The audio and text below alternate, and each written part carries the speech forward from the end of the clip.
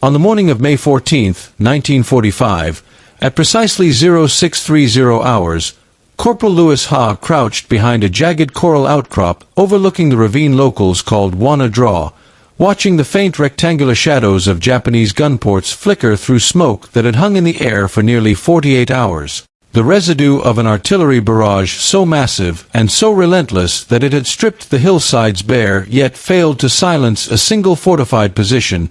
and at just 20 years old, Ha was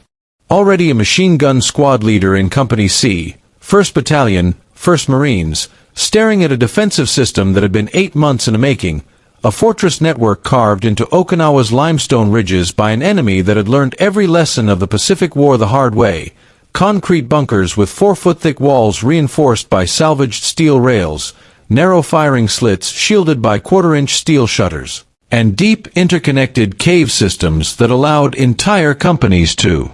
vanish underground during bombardments only to reappear minutes later to fire again, a system that had already swallowed 2 Marine companies in the past 72 hours alone, and divisional intelligence estimated that more than 77,000 Japanese troops waited inside these positions, protected from artillery, air attack, and everything short of a direct hit from battleship guns. A reality Ha's platoon sergeant had summarized bluntly when he told his men that nothing short of naval artillery could touch what they were facing, yet bolted to the turret ring of the Sherman tank rumbling behind Ha was a weapon no doctrine manual had ever intended for bunker reduction, the M2 Browning .50 caliber machine gun, a weapon Ha had first seen back at Camp Pendleton when an instructor explained it was designed for aircraft defense and light vehicles, not concrete fortresses, firing a 12.7 mm cartridge at nearly 2,800 feet per second, weighing 128 pounds on its tripod, and consuming ammunition at a steady 450 rounds per minute, a weapon that Marine doctrine relegated to anti-aircraft duty or convoy protection, while riflemen and flamethrower teams were expected to handle bunkers the hard way, a doctrinal blind spot that Japanese planners had exploited with mathematical precision under the guidance of Colonel Hiramichi Yahara, the brilliant staff officer who had designed the Shuri defensive line around a simple assumption that thick concrete and narrow steel shielded openings would defeat anything short of direct artillery hits, forcing American forces to bleed themselves white in frontal assaults against positions that could absorb punishment indefinitely, and engineering tests conducted in Japan seemed to confirm the logic, showing rifle bullets and light machine gun rounds ricocheting harmlessly off steel shutters while reinforced concrete absorbed near misses from artillery. Calculations that appeared perfect until battlefield reality collided with industrial firepower neither side had fully accounted for, because ballistic tables at Aberdeen Proving Ground had already shown that armor-piercing M2 rounds could penetrate 3/4 of an inch of homogeneous steel at 500 meters, triple the thickness of the shutters protecting Japanese gunports, a fact buried in technical manuals and largely ignored by field commanders who still viewed the .50 caliber as a supporting weapon rather than a precision bunker killer. Yet when tank commanders on Okinawa began using their cupola-mounted Brownings with deliberate, aimed bursts instead of suppressive fire, steel plates designed to keep death outside began punching inward, fragmenting violently, turning bunkers into sealed chambers filled with razor-sharp steel and concrete spall, and in that moment, the most terrifying sound on Okinawa ceased to be incoming artillery and became the methodical hammering of a machine gun capable of reaching inside any fortress and turning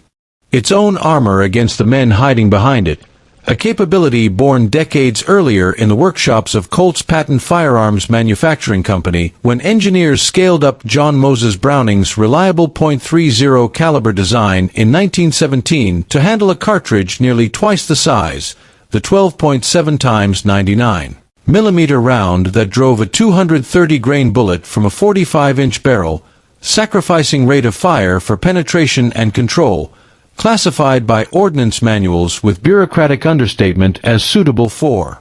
light armored or unarmored targets, concrete shelters, and similar bullet-resisting targets, language derived from interwar penetration testing that would prove devastatingly literal across Pacific battlefields.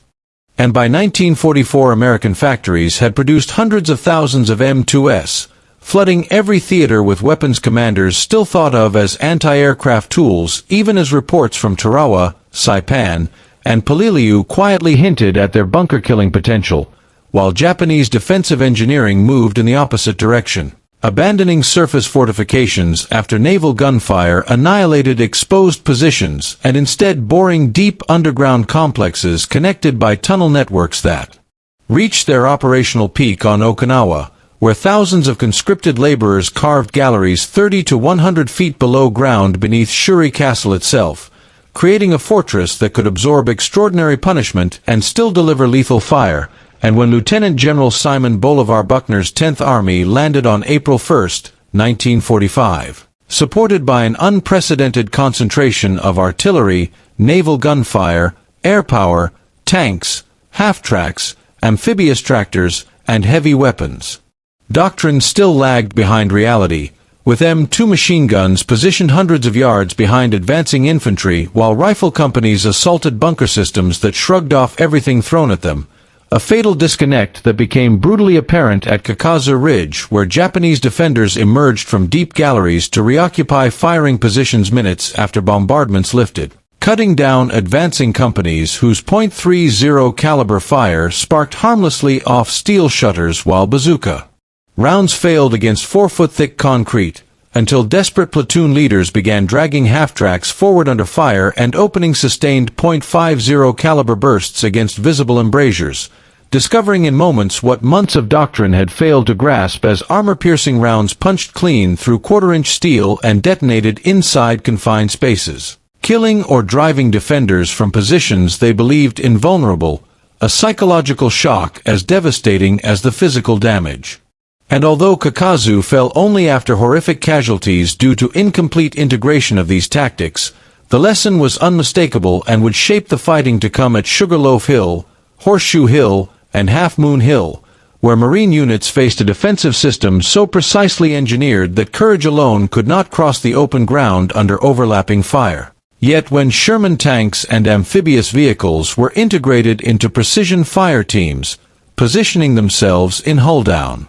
locations 300 to 600 yards away and using their .50 caliber machine guns as surgical instruments against specific gunports while flamethrower tanks forced defenders away from openings, the Shuri Line began to crack not because its walls collapsed, but because its firing slits became fatal vulnerabilities, steel shutters buckling, perforating, and fragmenting under sustained fire, filling bunker chambers with lethal debris, turning shelters into death traps. And as these techniques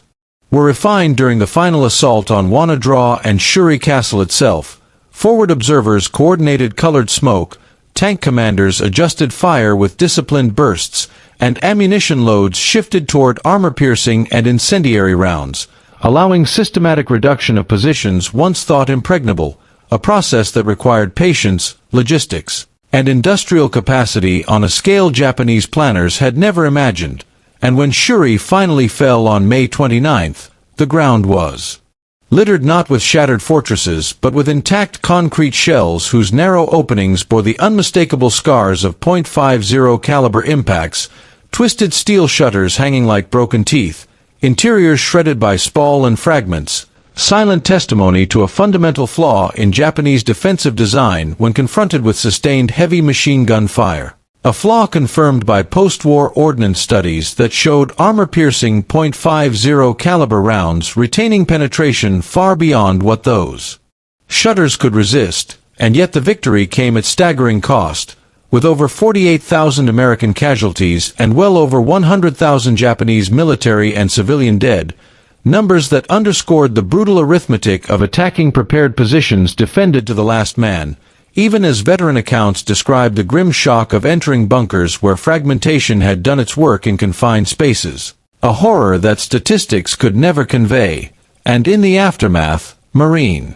Corps and Army doctrine finally caught up to battlefield reality, rewriting field manuals to emphasize the M2 Browning as a precision weapon rather than a suppressive one, integrating armored vehicles, heavy machine guns, infantry, and engineers into combined arms teams that would influence military thinking for decades, because the Shuri Line had not fallen due to flawed engineering, but because it had been designed to resist firepower that American industry could now deliver in quantities and